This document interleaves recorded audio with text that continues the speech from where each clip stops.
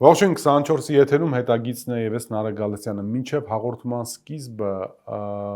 կուզում եմ անդրադառնալ մի թեմայի կամ մի արտահայտության, որ այսօր լսեցի Նիկոլ Փաշինյանի քարոզարշավի ժամանակ, երբ որ մի երիտասարդ նրան մոտեցավ վրթովոց ու ասաց, որ դուք հանձնել եք Արցախը, դուք եղել եք 5000 զոհի պատճառ։ Այդ 5000 զոհ բառակապակցությունը լսելուց հետո Փաշինյանը անմիջապես դուրս եկավ ափերից, ասաց, եթե 15 տարի առաջ ասեիք, ձեզ զուգահաններում կսպանեին եւ այլն եւ այլն։ Նախ մեկ զոհը, երկու զոհը, երեք զոհը ցանկացած մարդու կյանք անգին է։ Ու այդ առումով այդ մանիպուլյացիան, որ մի ասեք 5000, ասեք 3800, իսկ այդ 3800-ին արդյոք ավելացվել է օրինակ Ջերմուկի դեպքերի ժամանակ, Վարդենիսի դեպքերի ժամանակ մեր ունեցած զոհերը։ Իսկ դրան ավելացվել է արդյոք սահմանային այլ միջադեպերի ժամանակ, երբ որ թշնամին մտավ մեր ինքնիշխան տարածք, սա Սև լճից ավարտված այլ տեղերով մեր զոհերի թիվը։ Այսինքն հարցը թվի մեջ չի 100, 200 թե 300, ցանկացած մարդու կյանք անգին է։ Եվ երկրորդը, երբ որ պարոն Փաշինյանը ասում է, թե Ղարաբաղում, սա արդեն բառացի եմ ասում, մարդիկ չէին ապրում, այլ Ղարաբաղում մարդիկ քոչարյանասերժական ռեժիմի պատաններն էին։ Գիտեք, ուղղակի ամեն ինչի մեջ կա չափ ու սահման։ Արցախում մարդիկ ապրում էին, Արցախում մարդիկ ամուսնանում էին, Արցախում մարդիկ երեխա էին ունենում, Արցախում մարդիկ ընտանիք էին ստեղծում, Արցախում մարդիկ կռվում էին, Արցախում մարդիկ մահանում էին, Արցախում մարդիկ ապրում էին իրենց հողի վրա։ Եվ ընդհանրապես, եթե Արևելյան Հայաստանում մի հատված կա, կամ այն եզակի հատվածներից, որտեղ Արցախահայությունը 3000 տարի առանց գաղթելու կպած է եղել իր հողի վրա, հենց Արցախն է, հենց Լեռնային Ղարաբաղն է։ Սեփական ընտրությունը կազմակերպելու համար անցնել մարդկանց արժանապատվության վրայով վայել չէ անգամ քաղաքացիական պայմանագրի, որ այս ընթացքում բոլոր հնարավոր կարմիր գծերը անցել է, մեր բոլոր արժեքները պղծել է, մեր բոլոր արժեքների վրայով անցել է, մեր բոլոր կարմիր գծերը խախտել է։ Ինչևից է, ներողություն եմ խնդրում ես ելույթի համար, ուղղակի նյարդային վիճակում չկարողացա անհնար հանգիստ նայել։ Եվ այսպես այսօր իմ հյուրն է քաղաքագետ, ռազմավարական հետազոտությունների եւ նախաձեռնությունների վերլուծական կենտրոնի ղեկավար Հայկ Խալաթյանը։ Պարոն Խալաթյան, ողջունում եմ։ Ես նորից ներողություն եմ խնդրում սկզբնական շրջանում, ընդհանրապես սովորություն չունեմ այսպիսի բաներ ասելու։ Ուղղակի գիտեք, անկախ նրանից դու, չգիտեմ, մեդիայի ղեկավար ես, լրագրող ես, հաղորդավար ես, բանվոր ես, թե որևիցե այլ մասնագիտության դեր, դու առաջինը Հայաստանի Հանրապետության քաղաքացի ու հայ ես, ու չես կարողանում անտարբեր նայել այս տեղի ունեցող երևույթին։ Ու երբ որ քաղաքացիական պայմանագրից հարցնում են, ասում են, թե դուք ինչու եք մեր դեմ էսպես եւ այլն էսպիսի բաներ անում, հենց այսպիսի բաների համար է, որովհետեւ երբ որ լրագրողին հարցնում են օբյեկտիվության մասին, մյուսի մասին եւ այլն, լրագրողը նախ եւ առաջ հայ է։ Ես մի քանի բան կուզենայի ավելացնել ձեր ասածին, տեսեք,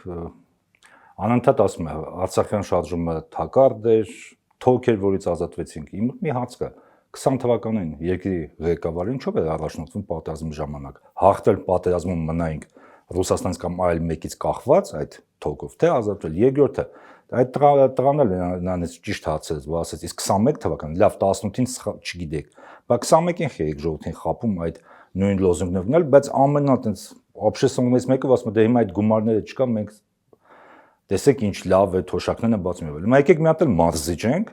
կորցնենք այդ գումարները, որ այդ մարզի վրա է ծախսվում, ասենք թոշակ բացեցինք, ասենք տեսեք ինչ լավ է, օրինակ առանց տավուշ կամ առանց այդ, ախր դա աբսուրդ է, մեկ լսում ես այդ աբսուրդից չես կարող հասկանալ։ Մենք վերջին 8 տարվա ընթացքում ընդհանրապես աբսուրդի մեջ ենք ապրում, իսկ վերջին 6 տարվա ընթացքում դժոխքի մեջ ենք ապրում։ Սա ուղղակի դժոխային իրականություն է, երբ որ դու սեփական հային, այսինքն մի երեխայի տալիս ես, ասում ես, այս երեխան թոք էր ասում է։ Այս երեխային պետք է ազատվել, որպեսզի մյուս երեխային, ասենք, բարձրագույն կրթություն տանք օրինակի համար, որպես ծնող սա իմ համար ինչ ասեմ։ Ինչևից է, պարոն Խալաթյան, նախ շնորհակալ եմ նորից, որ ժամանակ գտաք եւ այցելեցիք, գիտեմ, որ հիմնականում մնակվելով Ռուսաստանում շատ կարճ ժամանակով եք միշտ գալիս Հայաստան, ու այդ առումով կրկնակի գնահատելի է, որ ժամանակ եք գտնում մեզ մոտ հյուրընկալվելու։ Հայ-ռուսական հարաբերություններում զարգացումները բավական արագ են ընթանում։ Ուզում խոսել վերջին շրջանում երկու առաջ չեմ սխալվում, Ռուսաստանի նախագահ Վլադիմիր Պուտինի այն հայտարարությունից, որ եթե Հայաստանը վերցնել դեպի Եվրամիություն արտաքին քաղաքական կուրսը, ապա ճիշտ կլինի դիմել քաղաքակիրթ ապահարզանի եւ դրա մասին շուտ տեղյակ տալ ԵԱՏՄ գործընկերներին։ Սրանից առաջ եղավ Փաշինյան-Պուտին համավարակը, որի մասին մենք հասցրել ենք կարծես թե զրուցել, Փաշինյան-Պուտին հետ լարված որոշակի խոսակցությունը, անընդհատ երկկողմանի այսպես բան կա։ Հիմա տեսեք, ռուսները ասում են, եթե գնում եք Եվրամիություն, դուրս եկեք ԵԱՏՄ-ից, հարցը հասկանանք, հստակություն մտցնենք, հայկական կողմը կամ քաղաքացիական պայմանագրի ներկայացուցիչները ասում են, որ մենք ԵԱՏՄ-ից ոչ միտեղ չենք պատրաստվում գնալ, Եվրամիությունը դեռևս մշուշոտ ապագայում է գտնվում, եթե օրը գա հասնի եւ մեզ ընդունեն Եվրամիություն, այդ պարագայում հայ ժողովուրդը իր որոշումը կայացնի։ Ինչու են ռուսները որոշել արագացնել այս process-ը։ Տեսեք, դա նույնն է, նույն հնարքները, որոնք պետք է ընդունենք որոշ չափով հաջողություն ունեն ներքին աուդիտորիայի համար։ Օրինակ մենք խոսեցինք Արցախի հետ կապված, երբ որ ամենաաբսուրդային թեզը փոխում են ներկայացնում շատ տրամաբանական միտք։ Դրանցում դա չի ասում, երբ որ դու ասում ես խնդիր չկա Ռուսաստանի հետ, մենք դեռ ԵԱՏՄ-ի անդամ ենք, մարդիկ տրամաբանական հարց են տալիս։ Իսկ եթե տենց բա օրինագիծ ինչու եք ընդունում, որ ձեր նպատակը դառնալ ԵՄ անդամ։ ԵՄ գագաթնաժողովին եւ միջև այդ դրանից հետո ինչու եք դուք անընդհատ պաշտոնական անձիկ, ոչ թե փորձագետներ, այլ Նիկոլ Փաշինյանը, Ալեն Սիմոնյանը, նույնիսկ Արարատ Մեծոն եւ այլն, ինչի են հայտարարություն անում, որտեղ հստակ երևում է, որ ձեր առաջնահերթությունը ԵՄ անդամ դառնալն է։ Դրանից հետո երբ որ ռուսական կողմը ասում է խնդիրներ կան, եկեք կողմնորոշվենք, Հայաստանի իշխանությունները հիմա տեսեք, նույն մեր ես հասարակության կոչում եմ, տեսեք, նույն մարդիկ որոնք միջի այդ խոսում են ԵՄ անդամ դառնալու եւ այլն, ասում են դե ոչ մի խնդիր ԵԱՏՄ-ի չկա։ Եթե խնդիր չկա, բա ամենաբարձր մակարդակով օրինակ Պուտինը թողած ուկրաինական պատերազմը, թողած Պարսկաստանը, թողած Չինաստան եւ այլն ստիպված է մեկնաբանել հայ-ռուսական հարաբերությունը, բաց այդ ասում են, որ խնդիրներ կա, դուք ուզում եք էլի մարդկանց համոզել, որ ամեն ինչ նորմալ է, չէ՞։ Ընդ որում ես նկատել եմ, որ իշխանության քարոզչական մեքենան ամենասուր ձևով է արձագանքում Ռուսաստանից, մասնապես Ռուսաստանի նախագահից եկող հայտարարություններին, բայց Հայաստանի իշխանությունները մեղմ ասած բավական կոռեկտ են, մենք հայ-ռուսական հարաբերությունների մասով ոչ մի խնդրեմ չունենք, ես չունենք, այն չունենք։ Առարկայական սա ինչքան կարա զարգանա եւ ինչպիսի հետևանքներ կարող են ունենալ։ Տեսեք, իմ կարծիքով մենք նույնիսկ մի ամիս առաջ երբ որ զրուցում էինք ապրիլի 1-յան հանդիպումից հետո, ես ասացի, չէ, որ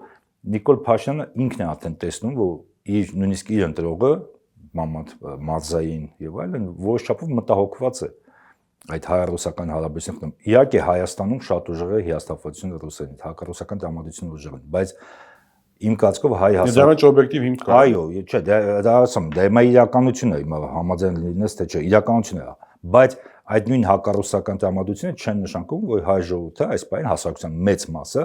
պատրաստ է լուրջ կոնֆլիկտի Ռուսաստանի հետ, օրինակ տնտեսական հարաբերությունների խզմանը եւ այլն։ Նիկոլ Փաշինյանը դա արդեն հասկանում է, դա ինքը ստիպված է, ինչպես 21 թվականին խոսում էին Արցախի դեօկուպացիա եւ այլն, չնայած արդեն պատրաստ էին հանձնելու, հիմա նույնպես պատրաստ լինելով ամբողջությամբ հարաբերություններ, պատրաստելով քայլեր, որոնք անխուսափելի բերել են հարաբերությունների խզմանը Ռուսաստանի հետ, նա փորձում է կրկին իր ընտրողի մի զանգված խաբել, ասել դե չէ, խնդիրներ չկա Ռուսաստանի հետ, բայց ընտրությունից հետո ինչ էլ անի, ասում է դե ոնց որ հիմա է, չէ, ասում դες մեծամասնություն ստաց ընտրությունները, հիմա ապրիորի ես ոնց որ ստացել եմ այդ մանդատը, չնայած դրա մանդատը չի եղել, օրինակ ել եմ ասում, երբ որ ինքը ասում է մենք 20 թվին 21-ին հաղթեցինք, դա մեր Արցախը ինչ արել ենք լավ ենք արել, բայց կներես դու Արցախի այլ թեզերով ես գնացել, քո նախընտրական ծրագրում 21-ի մասն։ Այո, 21-ին այլ է, հիմա նույնը հայ-ռուսական հարաբերությունները։ Ստեմ կարևոր է հասկանալ ռուսական կողմի մոտեցումները։ Ես օրինակ մարդկանց հետ շփվում եմ, իմ մոտ տպավորություն որ շատերը չեն հասկանում, ինչու են ռուսները այդքան նյարդային։ Առաջինը ասեմ, դա բայց ամենաչնչին պատճառն է։ Տեսեք, Հայաստանի ղեկավարը գնում է Մոսկվա, Կրեմլ, երբ որ նրան հարց են տալիս, ասում դուք ո՞ր կողմն եք, ասում դե մենք, փասած ես մի քիչ հիմա ավելի բաց լեզվով եմ ասում, ինքը փասած sense է դուք ասում հա դե մենք որոշել ենք գնալ ԵՄ, բայց քանի որ դեռ հələ վերջնական պատրաստ չենք, մի քիչ էլ կմնանք ստե, օգուտը կստանանք ձեզանից, հենց ընդդից մեզ ասին всё, արդեն ժամանակն է գալիս եք, մենք էլ արդեն գտնենք պատասխան, մենք գնալու ենք, բայց գնալու ենք, բայց դեռ այդտեղ ենք։ Ռուսական կողմը ասում է դա այդպես չի լինում, դա նույնիսկ մարդկային տեսակետից մի քիչ սիրուն չի եւ այլ չի։ Հիմա դու օգտվում ես ստեղից, բայց ուշքո միտքդ ոնց որ այլ տեղ է, պատասխանում ես այլ տեղ։ Նույնիսկ պատկերացեք մեկը միտեղ աշխատում է։ Մեկի հետ ամուսնացել ես, բայց ուշքո միտքդ բայց Արևանի կին։ Տեսեք, դա սիրուն չի, բայց ռուսական կողմին նյարդացում, բայց ամենամեծ խնդիրը այլ է։ Տեսեք, հիմա Ռուսաստան-Եվրոպա հարաբերությունները ահավոր լարված են։ Ամենալուրջ մակարդակով զրույցներ են գնում հնարավոր պատերազմի մասին, թե Ռուսաստանում, թե Եվրոպայում։ Մենք տեսնում ենք եվրոպական առաջնորդները բացայտ հռչակել են, ԵՄ-ի առաջնորդները հռչակել են, որ կառույցը նաև դառնում է ռազմաքաղաքական դաշինք, բացի տնտեսականից ունի հստակ արտաքին թշնամի Ռուսաստան եւ բոլոր ռեսուրսները դրվում են պատրաստվել Ռուսաստանի դեմ պատերազմի։ Հիմա այդ ֆոնին մի երկիր, որ այդտենց սերտ կապված է Ռուսաստանի տնտեսապես, մեծ օգուտներ է ստանում եւ այլն, որ հայտարարում են մենք գնում ենք մեր նպատակն է դառնալ ԵՄ անդամ, Ռուսաստանում այսպես հարց է ցակում։ Դուք գնում եք մի կազմակերպության անդամ դառնալ, որ պատրաստվում է դեմ պատերազմի եւ գտնում եք, որ մենք այսպես հանգիստ նստելու ենք, սպասենք, աջակցենք ձեր տնտեսությանը եւ այլն, միջով դուք ավելի լավ պատրաստվեք, հա, այդ կազմակերպությունը մտել։ Իսկ գետնի վրա ինչ կարող են անել հիմա ռուսները։ Տեսեք, հասկանալի է, որ եւ դա այդ պատճառով նաեւ իշխանությունները վերջին այս օրերին մի քիչ ավելի զուսպ են Ռուսաստանի դեմ հայտարարություն, որ ես չգիտեմ դա արդյունք կտա քաղաքական եւ այլն, բայց Ռուսաստանը շատ մեծ հնարավորություն ունի լուրջ տնտեսական եւ նաեւ դրա հետևանքով սոցիալական խնդիրներ առաջացնել Հայաստանում։ Փակելով իր շուկան, էներգակիրների բացացնելով, թանկացնելով։ Հիմա տեսեք, խոսքը գնում Ադրբեջանի մասին։ Եվրոպացիք դա կոմպենսացն են, ենթադրում Փաշինյանը, չգիտեմ, փող կտա։ Պարկ Պարտ, նվեր, ես չգիտեմ, ենթադրում Փաշինյանը այդքան այս 8 տարվա մեջ ամեն ինչ երևում է, որ Փաշինյանը ամեն հարցում պատրաստ է։ Բարդ վիճակը իշխանության է, որտեվ տեսեք, ժամանակին այդ նույն հնարքը աշխատեց Վրաստանի հետ, բայց Վրաստանը ավելի լավ դիրքեր մեր քան Հայաստանը։ Այն ժամանակ այդքան տնտեսապես կախված չէ Ռուսաստանը, բայց կախվածությունը լուրջ է, բայց այդքան մեծ չափի չէ։ Ծովուներ, տրանզիտային երկիրներ եւ այլն, օրինակ նույն էներգակիրների հացով Վրաստանին ինչն է փրկում, որ նա տրանզիտոր երկիր է, Ադրբեջանը ստիպված է գազը շատ էժան վաճառել, տրանզիտը ապահովելու համար իր գազի, նավթի եւ այլն։ Հայաստանը այդ հնարավորություն չի։ Եվ ԱՄՆ-ը այն ժամանակ արևմուտքում էր վիճակը այլը։ Հսկայական ռեսուրսներ ունեին ազատ, այդ ձեր սցենարը այնտեղ իրականացավ, որ հսկայական գումարներ տրվեցին Սաակաշվիլին եւ այլն, որի շնորհիվ նա կարողացավ այդ կապերի խզումը տնտեսական կոմպենսացնել։ Հա, բայց տեսեք, այստեղ բայց դա էլ է վրացական օրինակ մի համար շատ հետաքրքիր, ինչի պետք է ուսումնասիրենք։ Տեսեք, Վրաստանի արտադրողները, արտահանողները այդպես է չկարողացան ամրապնդվել 5 տարի Ռուսաստանը փակել էր իր շուկան վրացական ապրանքների համար ամբողջությամբ 2007-ից մինչև 2012, մինչև վրացական երազանքը հաղթեց եւ բացվեց։ Նույնիսկ պատերազմից առաջ էր փակվել այդ էմբարգոն ամբողջական։ Հաց, իսկ ինչու է Վրաստանի գինու մեծ մասը Բորժոմին, գյուղմթերք եւ այլը գնում է Ռուսաստան, այլ ոչ թե եվրոպական շուկա, որը իբր ֆորմալ առումով բաց է վրացական ապրանքների համար, բայց պետք է հասկանալ, որ բացի այդպես ֆորմալ բացումից կան նաեւ շատ նորմեր եւ այլն, որոնք թույլ չեն տալիս հետ խորհրդային երկրների արտահանողներին ամրապնդվել այդ շուկա։ Մենակ բերենք կամ Ուկրաինայի օրինակը։ Տեսեք, իշքան աջակցություն կա Ուկրաինային, քաղաքական տնտեսական եւ այլն, բայց նույն Լեհաստանը, որ ամենամեծ լոբիստներից է Ուկրաինայի ԵՄ-ում արևմուտքում, իր շուկան փակեց ուկրաինական ցորենի համար եւ այլն։ Լուրջ խնդիրներ ստեղծելով տնտեսական, որտեղ ասես չէ, գիտեք ինչ, մեր ֆերմերների շահերը մեր համար ավելի կարևոր են, քան տարիք ուզում եք այդ ցորենը տարեք, բացի ԵՄ-ից։ Դա համար պետք է հասկանալ, ես ունեմ մեկ կարծում եմ, ինչ տարօրինակ է, գիտեք ինչ, իբր խելացի մատիկ ասում են իմպորտը կեժանանա Հայաստանում։ Okay, իմպորտ համաձայն եմ, որ իմպորտը կեժանա, բայց հաց, դու ո՞նց ես փող աշխատելու, ինչի շնորհիվ ես փող աշխատելու, արտահանումը ինչ է լինելու, որ կարողանաս գումարս որ այդ իմպորտի վրա ծախսես, չէ, չի լինելու։ Այդ գումարը շատ կրճատվել է։ Լավ, պարոն Խալաթյան, իսկ սրա տակ ընտրական process չկա։ Այսինքն Ռուսաստանի այս հայտարարությունների զգուշացումների տակ ընտրական process չկա, որովհետև իշխանությունները սրա տակ տեսնում են նաև Հայաստանի ընտրություններին ժողովրդին շանտաժ անելու այսպես միտումներ եւ դրա մասին կրկին բացահայտ նորից հայտարարում են։ Դե գիտեք, Ռուսաստանը Հայաստանի նկատմամբ հիբրիդային պատերազմ է հայտարարել։ Երեք բանալը չէ թեմա։ Ազատություն ռադիոկայանը։ Չեմ տեսել, կապեբան կնայեմ։ Ռուսաստանը Հայաստանի նկատմամբ հիբրիդային պատերազմ է հայտարարել, դե որ ռազուշ որ հիբրիդային պատերազմ է հայտարարել, նաեւ ունի իր համար այսպես սիրելի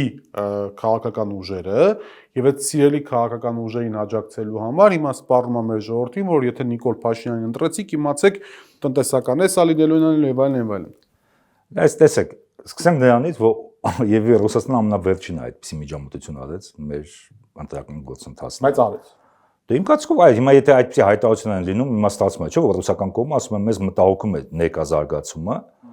նույն ամսի 1-ի բան, բայց տեսեք, Վենսը եկավ իր աջակցությունը այդպես գործով իշխանություն։ Ասեց։ Թուրքիայի արտգործնախարարը աջակցեց, Ադրբեջանը աջակցում է, Եմենը աջակցում է, նույն Մակրոնը։ Հիմա ինչու հիշեց այդ բանավեճը երեկվա, որտեվ իմ օպոնենտը այսպես փոխում է, որ դե չէ, Մակրոնը, նույն Մակրոնն էլ ասաց, չէ, մերը ուրիշ է, Ռուսաստանը միջամտում է, բայց մերը դրվել է։ Մա հիշացած են վերջի սկանդալը Թալինի, եթե չեմ սխալվում Թալինի քաղաքապետն եւ այլն, ասաց դե մերը բարեգործությունն է, մերը կաշառք չեն դրական, մերը բարեգործություն է։ Դե Ավիդյանն էլ նույն բանը ասաց, որ ֆոտոխցիկ։ Հա, էլի իրանցը բարեգործում են, նույնիսկ է, նրանց միջոց։ Տեսեք, ամենամեծ պրոբլեմներից մեկը, որ այս իշխանությունը մի իրավիճակ են ստեղծել, նպատակ ունելով ապահովել իրենց հաղթանակը, բայց որ նախկինում ես չեմ հիշում թե արևմուտքից թե Ռուսաստանից, որ բացահայտ այսպես կարծիք հայտին Հայաստանի ընտրությունների հետ նախընտրելի տեխնացուներ եւ այլն։ Դա էլ է այս իշխանության ձախողումներից մեկը։ Օրինակ, եթե Պարսկաստանում պատերազմ չլիներ հիմա, ես վստահ եմ, որ Պարսկաստանն էլ մի կերպ մի բան կասել արդեն մեր ընտրությունները։ Տեղավորվել է թեմայով։ Հա, որտեվ դե արդեն ով կա, տարածաշրջանային կամ գլոբալ խաղացող ով կա, արդեն իր կարծիքը հայտնել է Հայաստանի ընտրություն, որը նախկինում չի եղել։ Տեսեք, նույն Պուտինը դուք հիշատակեցիք այդ երկու օր առաջ, ինքը ինչ ասում, ասում է Ուկրաինայի հետ խնդիրները նույնպես սկսեցին այս նմանատիպ եվրոինտեգրացիա եւ այլն։ Հիմա ինքը ես վստահ եմ, որ պատերազմի չի հասնելու Հայաստան-Ռուսաստան, բայց նկատի ունի, որ այս հարաբերությունների խզումը լինելու է, որտեղ այն ձեզ ստիպելու են նույն եվրոպացիները, մենակ տեսեք, նույն Վրաստանի հետ ինչու՞ է խնդիրները, ասում են դուք չեք միանում մեր պատժամիջոցներին ամբողջությամբ։ Այո։ Կամ Սերբիայի հետ, ինչ Հայաստանի համար բացառություն անելու ոչ, Եվրոմիությունը շատ հետաքրքիր իրավիճակ է, մեր քաղաքացիներն պետք է հասկանան, որ Եվրոմիությունը բոլոր իր գործընկերներին, մանավանդ այն երկրներին, ովքեր տեխնացու են, նպատակ ունեն դառնալու։ Նույնիսկ ԵՄ անդամ չդառնալով նա պարտավորեցնում է նրանց հետևել այդպես ընդհանուր արտաքին քաղաքական գիծը։ Ֆիքսենք, որ օրինակ նույն Մակրոնը Երևանում հայտարարեց, որ ռուսական զինվորական ներկայությունը այստեղ իր համար այսպես խնդրահարույցյան հասկանալի է, հիմա լավ չեմ հիշում բառակապակցությունը, բայց դա որպես խնդիր, որպես խնդրեմ մատնանշեց ինքնատոնյան ռուսական հարաբերությունները։ Դա էլ է հասկանալի, որ ընտրություններից հետո հիմա ինչքան էլ իշխանություն ասում են դե մենք բաժանվելու մտադրություն չունենք եւ այլն, բայց թե ռազմաբազայի հարցն է դրվելու եւ այլն, որտեղ նույն Թուրքիան, Ադրբեջանը եւ Արևմուտքը պահանջելու են իրենցից այդ քայլերը անել, որովհետեւ սիրունաշկերամա չէ այդ աջակցությունը իշխանություններին, նրանք պարտավոր են փոխհատուցել այդ աջակցության համար, այն բոլոր աշկ փակել է բռնաճնշումների վրա եւ այլն, եւ միակ բանը, որ կարող են այս պահին փոխհատուցել, դա միանալ այդ հակառուսական ճամբարին։ Եվ հիշում եք, ես ասացի, որ խնդիրն է, որ Եվրոպան Ռուսաստանի հարաբերությունը շատ լավացած են, երկու կողմներ պատրաստվում են հնարավոր պատերազմի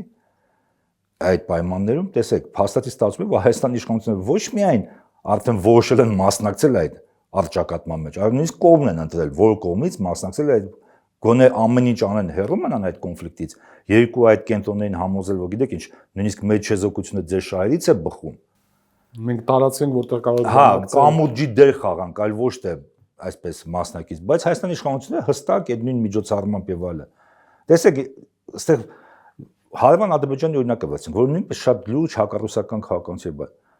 Նույն Զելենսկիը պայմանավորվում է ռազմատեխնիկական համագործակցության մասին, բայց դուք տեսեք, որ Ալիևը թույլ տա կամ Զելենսկին իրան թույլ տա Բաքվում սպառնա Ռուսաստանին։ Չած հասկանում եք, չէ՞, գործողությունները հակառուսական են, բայց շատ ֆորմալ առումով պահեր կա, որ Ալիևը ասում է, դե չէ, գիտես ինչ, հիմա Ռուսաստանից սպառնումից գնա Կիևից կամ Բրյուսելից սպառնա Ռուսաստանից, Բաքվից մի սպառ։ Բայց դա խնդիրը ռուսները հատկապես ցանոթանան Զելենսկու հայտարարությունը, բայց մի կարևոր բան կա, ինչ են ասում օրվա իշխանությունը Նիկոլ Փաշինյանը, լսեք ասում է, դա իրենց միջոցառումն է, մեր միջոցառումը չէ, մենք ընդհանրապես հյուրընկալող երկիր ենք։ Մենք ոնց ենք ինչ-որ մեկի բերանը փակելու։ Տեսեք, դա մա հենց նույն, եթե ԱԳՆ-ի հայտարարությունն են կազմում ռուսական, ես չեմ ուզում այսպես իրենց դատապաշտպանել, բայց այնտեղ այդ միտքը կա, իրանք ասում են դուք գոնե պետք է մի բան ասեք հետո, հասկանալու, դուք չեք վեկալելու Զելենսկու ձեռից միկրոֆոնը խլեք, ասեք չէ։ Բայց կարեք ասեք Երևանը չի կիսում այդ մոտեցումը եւ այլն, բայց դուք իբր դե ֆակտո մնալով դեռ մեր դաշնակիցը, ԵԱՏՄ անդամ եւ այլն,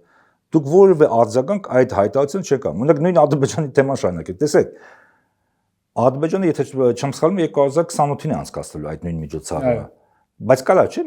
մենք տեսնենք, երբ Ադրբեջանը ուզեցել է, Հայաստանը շուտ է ցանկացած բան անցկացնում եւ Հայաստանը դրան դեմ չէ, բայց Ալիևը ինչու որոշեց 28-ին։ Որտեղ իր ընտրություններն են 28 թվականին, նաեւ դա կարող է։ Չէ, բացի դա էլ, որտեղ հասկանում եմ, մինչև 28 թվական այս թե այն ձև էս պատերազմը վերջանալ է ռուս-ուկրաինական, ու այդպես բացի այդ հակառուսական ուղղվածություն այդ միջոցառումը այդ ժամանակ չունենա ինչ ինչ Հիմա ուղղակի Նիկոլ Փաշինյանին պետք էր եվրոպական լիդերների ժամանումը Հայաստան, Տուսկի սրտիկը, Մակրոնի խոսքերը, որ այդ ներքական խնդիրը ավելի կարևոր է, ներքական խնդիրը լուծելի համար շատ ավելի կարևոր է։ Բայց գերխնդիր է։ Հա, թե ինչ հետևանք ունենա դա Հայաստանի համար։ Իր համար գերխնդիր է ընտրվել։ Հա, բայց հասկանում եք, չէ՞ որ իր այդ քաղաքականության համար վճարելու է հենց հայ ժողովուրդը Հայաստանի պետությունը։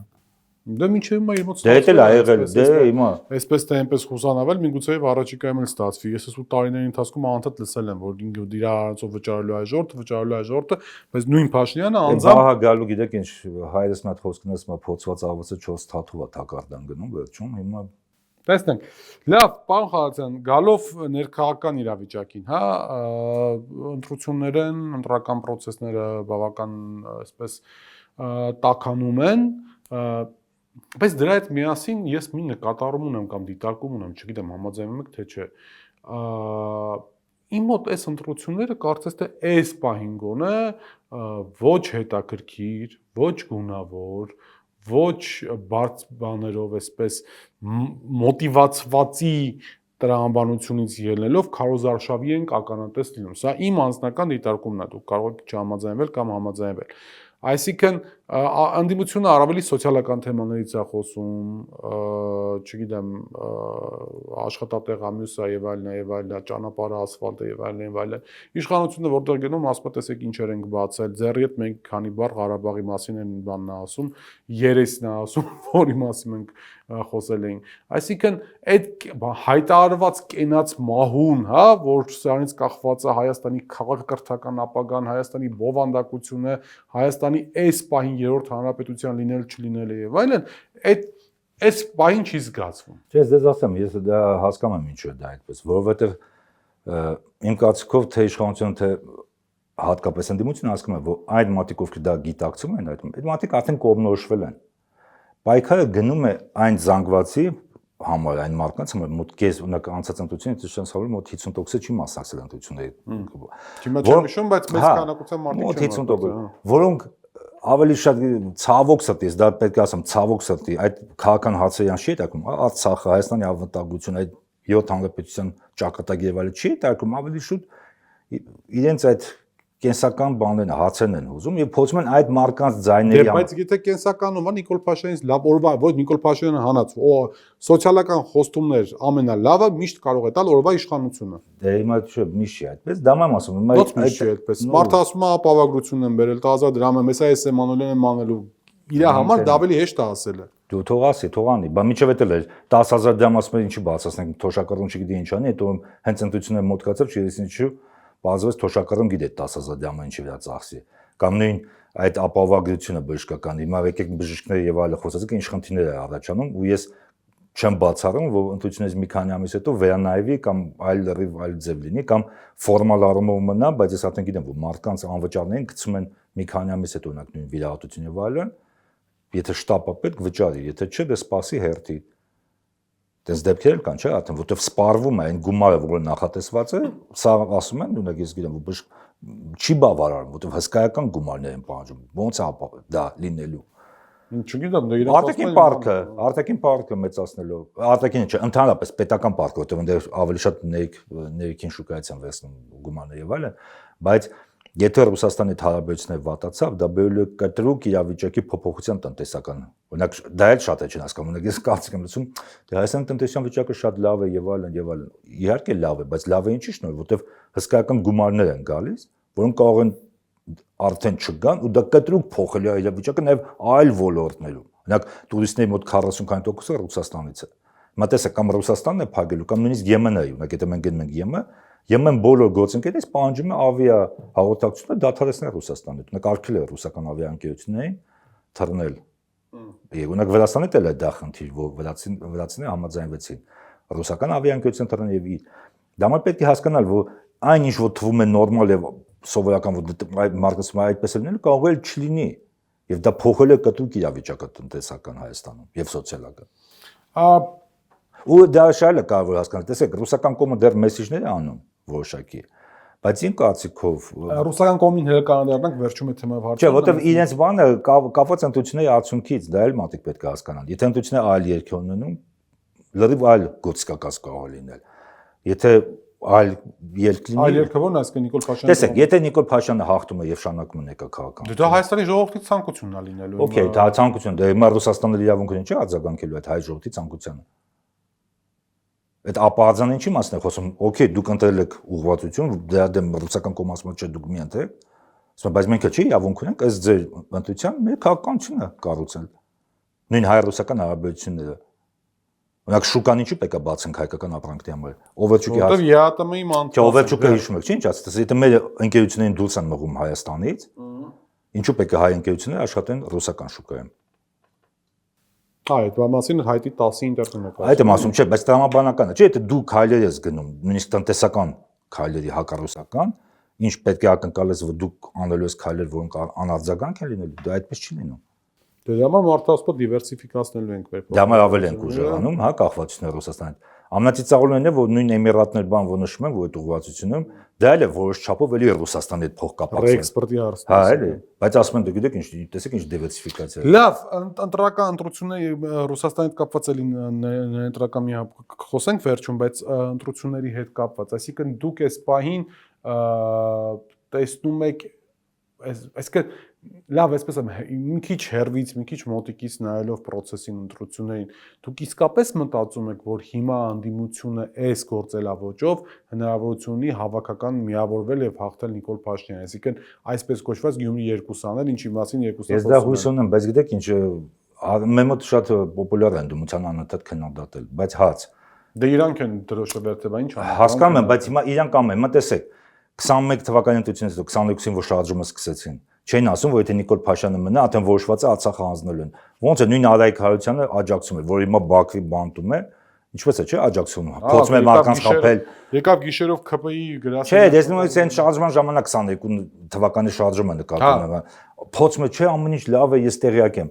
Կամ նույն Մակրոնը ասում էր բազմաբազան, Մակրո Նիկոլ Փաշյանը Բրյուսելից եկավ, ասեց՝ մի փոքր նշաձողիչացնենք, ավելի մեծ աջակցություն ստանանք։ Մակրոնը Պրահայում կողքը նստած էր, Շարլ Միշելը, բա ուր է այդ աջակցությունը, բախի էթնիկ զտման ժամանակ մեկը ձեն չանեց։ Լավ, ռուսները վատն են, իրանք իրանք մեղքով։ Բա Բրյուսելում կամ Պրահայում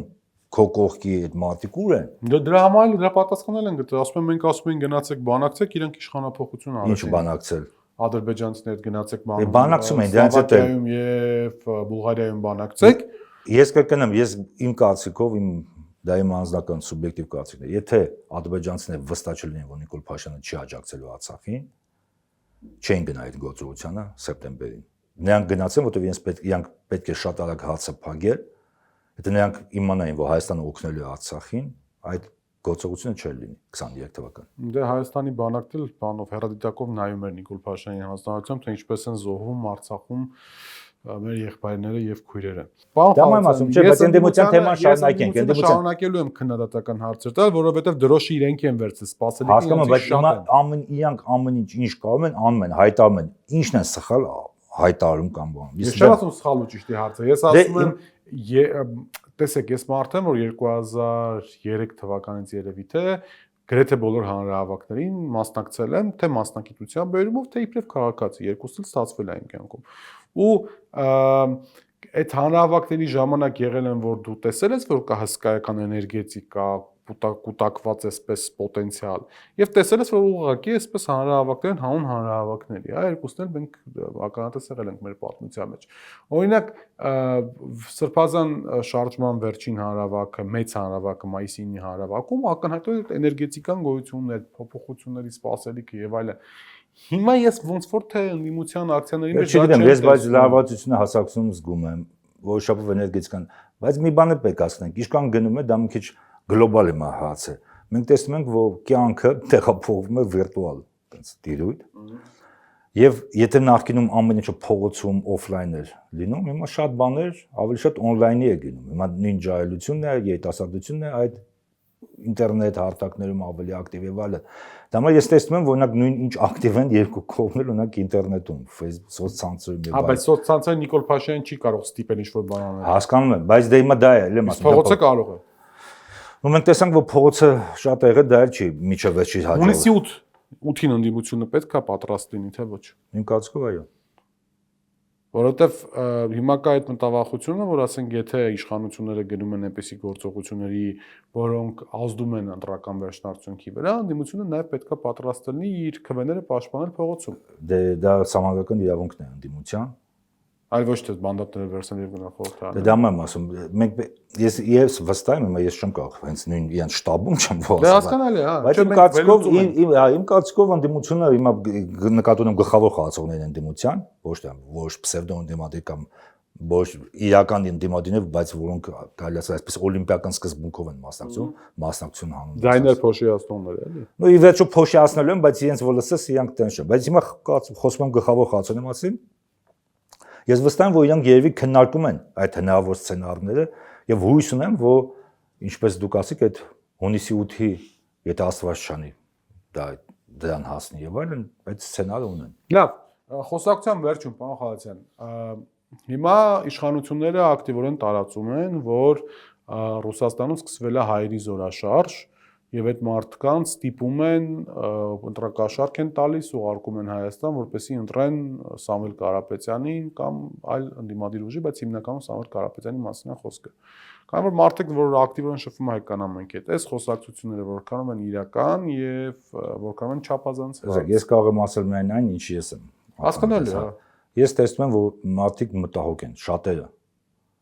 Ռուսաստանում ապրող հայերը հիմա այս մամթայ-ռուսական հարաբերության զարգացումը շատ մեծ մտահոգ են։ Բացի դրանից ավելանում է Հայաստանի ճակատագրի մասին այս մտահոգությունը։ Ես մարդկանց գիտեմ, որոնց գումար պետք չի որ իրենք գան, բայց իրանք ոչ թե որ մենք պետք է գանք մասնակցենք ընտրությունների, որովհետև գտնում են, որ ճակատագրական այսպես ընտրություններ լինելու եւ մի մասն էլ կա, դա էլ պետք է ասեմ, որ մի մասն կա, որ մտահոգ է, որ ինչ կլինի կարող է լինել իրենց հետ։ Նույն Վրաստանի օրինակն են հիշում, վրացական համայնքի եւ այլն։ Դա էլ կա, բայց մեծ մասամբ մարդիկ մտահոգ են իրենց երկրի ապագայի հետ կապված։ Դա կազմակերպված բնույթ ունի թե։ Ես չգիտեմ, ես դա հետ չեմ առանցվել, չեմ կարող ասել։ Ես չեմ հանդիպել։ Ես ինքս տեղյակ չեմ։ Բայց ես գիտեմ, օրինակ ես գնում եմ խանութներ, հայկական խանութներ կամ շուկաներ, որտեղ հայերն են, բուխտաներ եւ այլն, մարդիկ մտահոգ են, ու որոշ մարդիկ ովքեր գիտեն, որ ես լրագրող եմ, մեկնաբանում եմ, այլն ասում են, չէ, մենք գնալու ենք քվեարկենք անպայման։ Սա գործս թողել եմ գնամ։ Շնորհակալ եմ շատ։ Հրավերից ընդունելու հետաքրքիր զրույցի համար, հույսով եմ մեկ էլ մինչև ընտրությունները որ գաք, եթե գաք, հիմա էլ ժամանակը հասցնենք արդեն ամփոփել ընտրարշավը եւ այսպես իմ հյուրներ քաղաքական վերլուծաբան Հայկ Խալացյանը մենք կհանդիպենք մնացեք խաղաղությամբ։